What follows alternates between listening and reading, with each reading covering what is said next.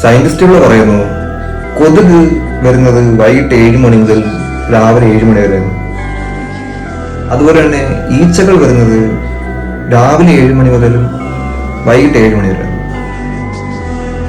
എന്റെ ചോദ്യം ഇതാണ്, അപ്പോൾ ഈ 7 മണി കഴിഞ്ഞ് കാണുന്ന കൊതുകുകൾ അവർ ഓവർ ടൈം വർക്ക് ചെയ്യുന്നവരാണോ? Is that concern?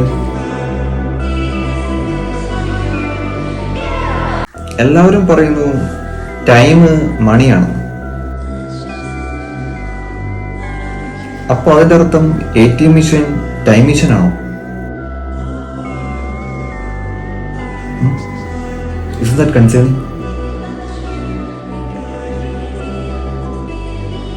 കൗബോയ്സിനെ എന്തിനാണ് കൗബോയ്സ് എന്ന് വിളിക്കുന്നത്?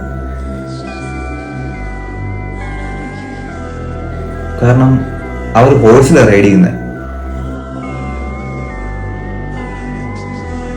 അപ്പൊ പിന്നെ ഹോഴ്സ് ബോയ്സ് എന്ന് വിളിച്ചു.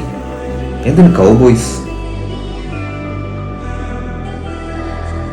It's not concerning.